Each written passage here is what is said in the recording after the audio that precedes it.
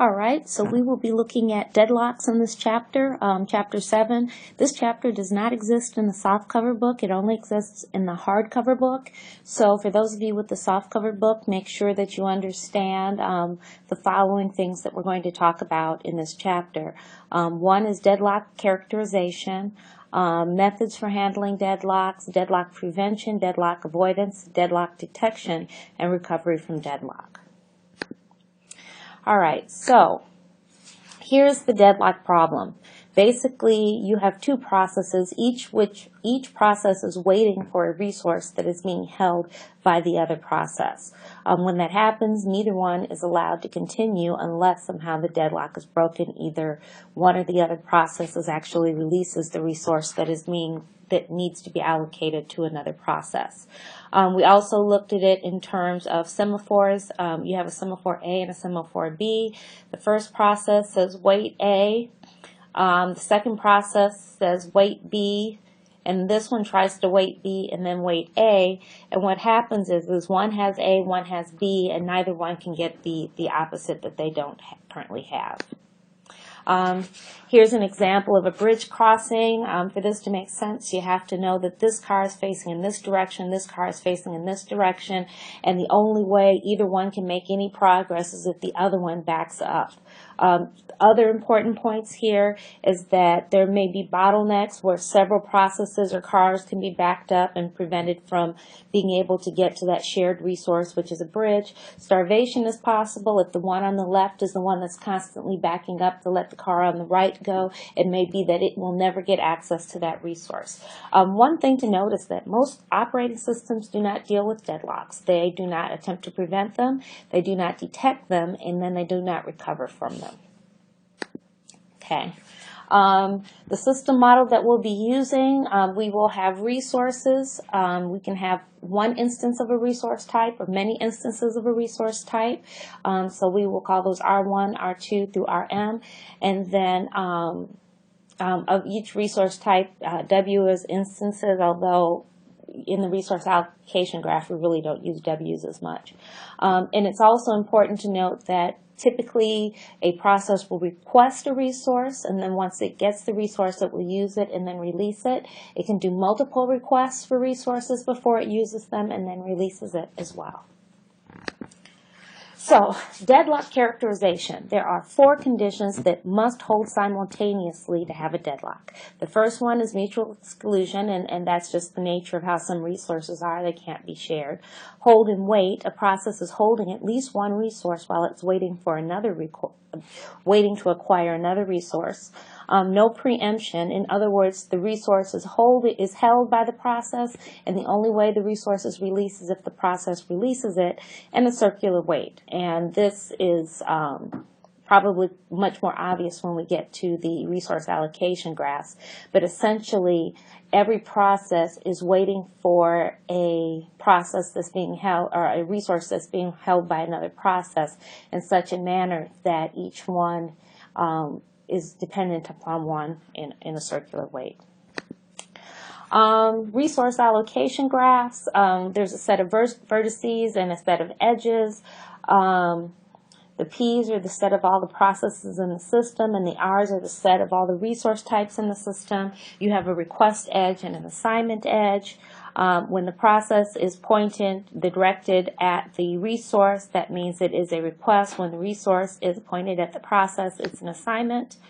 So here we can see a process with 4 types, a process and a resource type with 4 instances. We see the process pointing at the resource pool saying that it requests one of these resources, and we see the allocation when the particular instance is actually tied back to the process. So here's an example of a resource allocation graph. We have 3 processes, P1, P2, and P3. And we have 4 resources, 4 resource types. R1 and R3 have 1 instance, R2 has 2 instances, and R4 has 3 instances. And so the question here is this a deadlock or is it not? Is it in a deadlock state or is it not? So if you look at this, this actually is not in a deadlock state, and here's why. P3 is actually not waiting for anything. It has the one resource that it needs, and so it is likely that unless we know about some other resource that it's going to request at a very later time, it's going to complete and release this resource in a finite amount of time. When it releases this resource, P2 can get it, and then P2 will have everything that it needs to run, and it too will then finish, and P1 will be able to pick the resource up, R1, that it is waiting for while it's holding R2. Now, if we add an additional edge, now P3 is actually requesting an R2, an instance of R2. Now we do have a deadlock because now we have a circular hold. You can see here where there's a cycle that goes there, that every process is holding a resource while it's waiting for a resource that's being held by another process. Here's a graph with a cycle but no deadlock. So there's no deadlock here even though there is a cycle, and that is because P2 again has whatever it needs in order to, it has its resource allocated. It will complete and release this, and it will allow P1 to get access to R2 as it needs it. P4 will also complete, giving access to an additional R2 resource. So, if a graph contains no cycles, there is no deadlock because there's no circular wait condition. However, if the graph does contain a cycle, it doesn't mean that there is or is not a deadlock. If there's only one instance per resource type, then there is a deadlock. If there are several instances per resource type, then there's a possibility of deadlock. You have to actually look at it. Methods for handling deadlocks. We can ensure that the system will never enter a deadlock state, and we call that deadlock prevention. We can allow the system to enter a deadlock state and then recover. That requires that we do deadlock detection. We can ignore the problem, pretend like deadlocks never occur in the system, and just go and move on with our lives. And that is the approach taken by most operating systems. So that means that as the programmer, the application programmer, it is incumbent upon you to make sure, at least within your program, that you are not creating deadlocks. So deadlock prevention requires that we strike right at the 4 criteria, the 4 necessary conditions for a deadlock. So the first one is mutual exclusion. Now, if you have resources that are shared, then mutual exclusion isn't going to be an issue. But you must have mutual exclusion for non-shareable resources. So that one's hard to get at. But we can look at the other 3 criteria. The first one, or the second one, being hold and wait.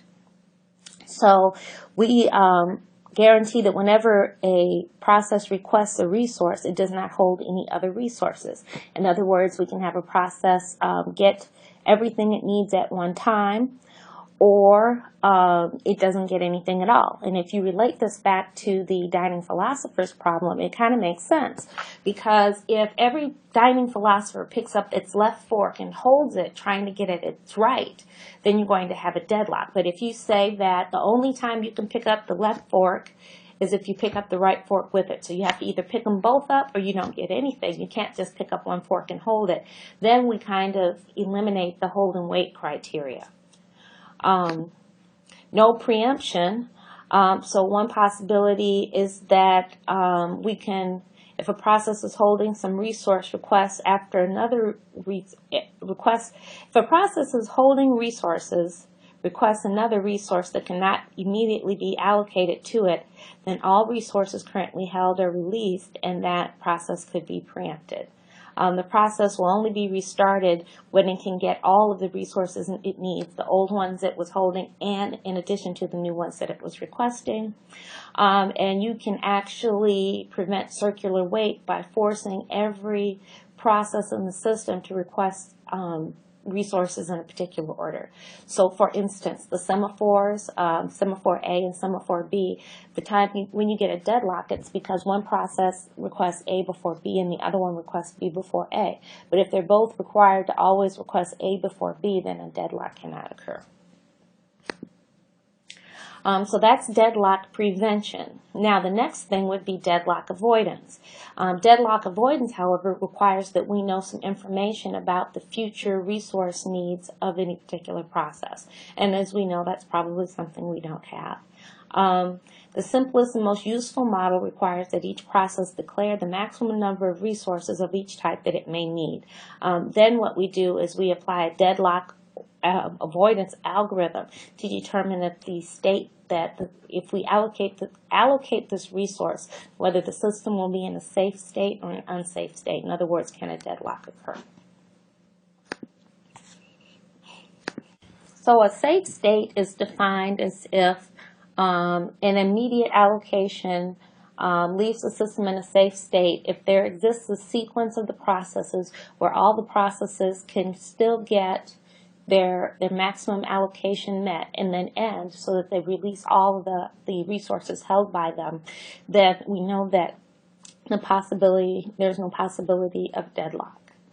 And so we want to try to only allocate resources when the system is in a safe state. And we know that processes can still finish with the amount of resources that are left. So basic facts: if the system is in a safe state, there's no deadlocks. If the system is in an unsafe state, there is the possibility of deadlock. Avoidance is ensured that a system will never enter an unsafe state. So there are two kinds of avoidance algorithms. We would divide them into two groups: algorithms that expect that there's only one instance of each resource type, and there we'll use a resource allocation graph. And then there are the avoidance algorithms where you can have multiple instances of a resource type, and there we're going to use Banker's algorithm. So in the resource allocation graph scheme, which we use for when there's a single instance of each resource type, you can have, we're going to use the resource allocation graph, but we're going to modify it slightly. We'll have a claim edge, which is the process pointing to the resource that says that it may want that resource. It just basically says that at some point it can request it. So that's how we indicate kind of the maximum allocation of resources the process might want. A claim edge converts to a request edge when a process actually requests that resource. A request edge is converted to an assignment edge when the resource is allocated to the process. Once a resource is released by the process, the assignment edge reconverts to a claim edge. And all the resources that can be claimed have to be known beforehand. Everything that a process could ever want to use has to be denoted in the system. So here we have process 2 is requesting R1, and it looks like R1 is allocated to P1. P1 may want R2, and P2 may want R2, but they're not requesting it. They're just saying that this is possibly part of some future request.